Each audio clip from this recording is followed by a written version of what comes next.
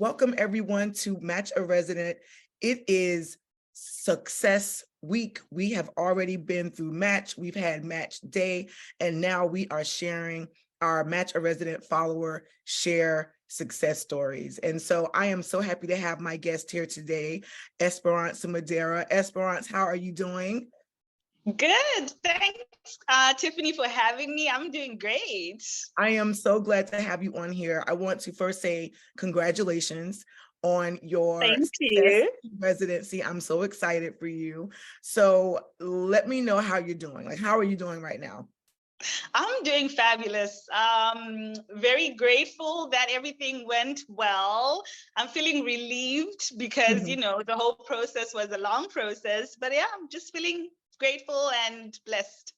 I know. I can tell on your face, like you're like radiating from over here. Okay. So now that it's over and you have this relief, tell me one fun fact about yourself, because I make all my guests tell me that. So what's one fun fact about yourself that we might not know? Sure. So if I did not pursue a career in medicine, I would definitely be a musician. I play a couple of musical instruments, my favorite being the marimba, very similar to the xylophone. I also sing, and so I'm a musician. I actually met a doctor one time. He actually was a resident who had a band. So you can still do it all. You can do it all if you want to. Absolutely. So we have a musician resident out here, okay? Esperance. Okay. So thank you for telling me about yourself and that fun fact. Now let's get to know you a little bit more professionally. So Sure. If you can let me know, are you a US or non-US based IMG? And then let me know where you attended medical school and why you chose that location for yourself. Sure. So I'm a non-US IMG. I am actually Zimbabwean. I was born and raised in Zimbabwe, and I moved to Canada at the age of 19 just to pursue better educational opportunities. So I completed my undergrad there. And then I've always known I wanted to be a doctor since I was like 9. And so when it came to actually pursuing medical school, I decided to go with a Caribbean medical school. For a couple of reasons. I knew a few people who had done so, and they really did well in the Caribbean. So I thought, why not? And another reason was because of my diverse background. I wanted to have a very global touch to medicine. And so why not go to the Caribbeans, where you have peers from all over the world? And the last reason, actually, which is quite important, was that the Caribbean Medical School was not as competitive when it came to getting accepted into it. So everything just worked out for me that way. Right. No, that's great. Thank you for sharing that. So did you have any issues when it came to like obtaining a visa for any like clinical experience coming to the US? How was that for you? Or did you not have any issues with like visa situations? I actually didn't have any issues. So with the visa situation, me being Canadian and everything, all I had to do was have a schedule prepared for my clinical rotations. Once everything was confirmed, the school would actually draft up a visa letter. The visa that we got was a B1 visa, which is a visiting visa. And so they would either email it to me or mail it. And when I tried to cross over to come to the US, all I had to do was present that letter to the immigration officer, and everything went well. They'll just stamp my passport, and that was it. So it was a pretty simple process. Okay, great. Thank you. Thank you for sharing that too. I like to ask my international medical graduates about any visa issues so I can share out there with the audience. Yeah. So, I think everyone, especially when it comes to IMG, I think everybody's story to residency is unique. So what makes your story so unique? So a couple of things. The first being how I actually got offered a pre-match position. Before this experience, I actually didn't know much about programs offering pre-match offers. So I got that. And so that was a very Tell me about a pre-match offer for those of us out there who aren't familiar with that. What is that about? Sure. So some programs actually, instead of waiting for the match week to come to choose their candidates, they actually offer you a position before the match. And so, for example, my pre-match offer came the beginning of January. And so I didn't have to wait till March. And the moment I accepted it, I also had to drop out of the NRPH, the Ah, Right.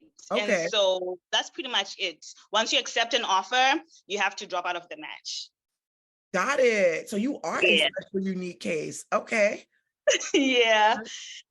That's interesting. Okay, so I Mhm. want to delve into this a little bit more. Okay, so you did is this when it happened when you did your interview and they kind of like came back and said, we really like want you to be here, like come on board. Pretty much. That was pretty much the process. I had to schedule my interview using ERS, just like everybody else. And I completed the interview. And 2 months after that, that's when I got the pre-match offer. Absolutely. I never heard of that. Okay, something you learn something new Yeah. you learn something new every day. Okay, so you are unique. I like that. Mhm. So where you're going to be going, is this location familiar to you, or is this going to be a totally new environment? And how are you mentally and emotionally preparing yourself for this next chapter? So it's a very familiar environment because I actually lived in Chicago for about a year during my clinical rotations. I was able to make new friends, build a good support system, as well as make good connections with preceptors and mentors. So it's familiar. I'm happy about that. I'm familiar with the neighborhood I'll be living as well. So yeah. Really? Okay, good. All right. Well, that's awesome. So now here's where it gets juicy. Okay. What has been the most memorable? This can be good, bad, or indifferent. The most memorable experience you had with the residency application process. So starting with when you are starting to apply to go through the interviews, like what's the most memorable part of that? So for me, this might sound like I'm repeating myself, but it was actually the day I got the offer. So I had just gone back to Zimbabwe for the first time in 10 years, which meant I got to go to the rural areas to visit my grandparents. So the day I came back, I had a call from a US number, and I wasn't expecting that. So I just had an inkling because I've been praying for this position and really hoping that they would pre-match me. And so I got an email as well from the program saying how they had been trying to get a hold of me. And so that was the longest night ever because I couldn't call them back right away because of the time difference. And so, I mean, fast forward, I got the match. So that was the most memorable time. I can only imagine. Like I didn't know that there was a pre-match. So like this is something I'm really just learning today. I'm today years old when I learned about this. Yeah, no, that is memorable. And I guess I didn't realize that. But I guess you really knew like, okay, this is something that I want. So like you really so what was your okay, so when they emailed you, they called you, how long did it take for you to say, okay, yes, I accept this? What was your thought process about, okay, I'm going to have to like drop out of the NRMP? Like, what was that like? So for me, it was really, I didn't have to think about it or anything. The moment they offered it, I was like, yep, I want it. I'm taking it. I'm signing those documents, So it wasn't a matter of, oh, I need more time or anything like that. I knew that's what I wanted from the beginning. I'd been praying about it, and I really had a good interview with the program. And so it was a no-brainer. It was meant to be. Okay, I love it. I love this story. Okay, Mm-hmm. now here's my other one. So is there something just about, I would say even medical school residency in general, on your journey here, is there something as you reflect back that you wish maybe that you knew more about, or that somebody told you that you just didn't know? And if it's almost something that if you could give this advice to someone else who's maybe going to be going through, right, maybe they're in medical school right now, or they're going to be applying to residency next year, what is something that you look back and say, you know what, I wish I knew more about that? Yeah, totally. So for me, that would be just, I wish I knew how long it took and the effort it actually took to actually find programs and the programs that you want to apply to. Mm-hmm. So I wish I knew the hard work that was required to do that. So one has to consider their own personal demographics and what the programs are looking for. Am I a non-US IMG? My step one scores, do I require a visa? Is the program IMG friendly? All of those things. And so that's one thing I wish I knew, just how much work it takes to select and research programs. Had I known how long it takes, I probably would have started doing that way earlier. I did that, say, maybe 4 days before programs were going to view our applications, and that was really stressful. That was the most stressful time of the whole application process. And so, yeah, that's it. Right. So I'm glad you said that. So everybody who's out here watching and listening, this is why Match a Resident is great, because what we do, especially I was just gonna say, right, for IMGs, we help you find these compatible programs so you can weed out those ones that maybe you want, maybe you're interested in, but you know, you really want to zone in on what programs are going to be compatible for me, especially when it comes to the IMGs and non-US. So that, thank you for even saying that, and also being transparent about that. That is something that you need to take into consideration, like the time, definitely, effort, that puts into that. Yeah, so, I was actually going to say, if I didn't have Match a Resident, I don't know how I would have been able to submit that application on time. I literally just used Match a Resident and some documents my school sent, and that's what saved the day, really. So yeah, I'm really grateful for Match a Resident, you know. Well, thank you. Well, we're happy to help. We're happy to help. So anybody out there listening or watching, this service really is great, right? It really is a useful tool. Totally. Right, useful tool. So, you know, I really only have one more question for you. One more. Okay.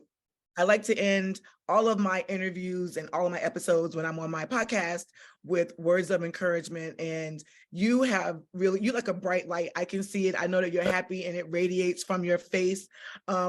So what word of encouragement can you give our medical students who are going to be applying for residency for the 2023-2024 application season? Because the thing is, it's coming up. People think it's far away, but no, it's coming up right now. So what words of encouragement can you give? So I would say, first things first, do not limit yourself. If you want to get into a competitive program, definitely go for it. Work hard and do whatever it takes, especially if you're on IMG, because there's a bit of stigma against certain IMGs getting accepted into certain programs. Just don't limit yourself, work hard, make sure you get great scores and your application really reflects who you really are, you know? Another thing is, I know a couple of IMGs don't have, say, really great step 1 scores.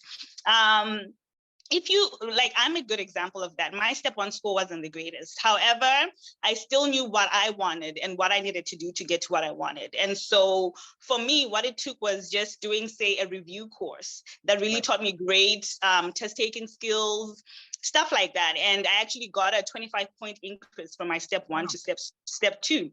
So work hard and make the changes that need to be made for you to reach your target, you know? Another thing I would say is, as soon as application season starts, start researching these programs. Use whatever tools that are available to find those programs. Match a Resident is one good tool. Frida is also another great one. And start saving those programs such that when it's time to actually apply, it's just a matter of a click and payment, right? So I think those are the 2 things I would share. Right. No, thank you. I would share. Thank you very much for that. I think that was amazing. This interview was great. I think you are an inspiration. I know somebody out there watching this or listening to this right now is going to be getting motivated to get ready for this next season that's coming up. For all of you like Esperance who matched again, congratulations. Thank you. Yes, of course, and you're always welcome. Please feel free to come to my podcast as well. I will love to talk to you about anything that we're going to be talking about. So I will. Yes, of course. Thank you so much and have a wonderful rest of your day. Thank you, Tiffany. It was really nice meeting you and talking to you. Nice meeting you too. Take care.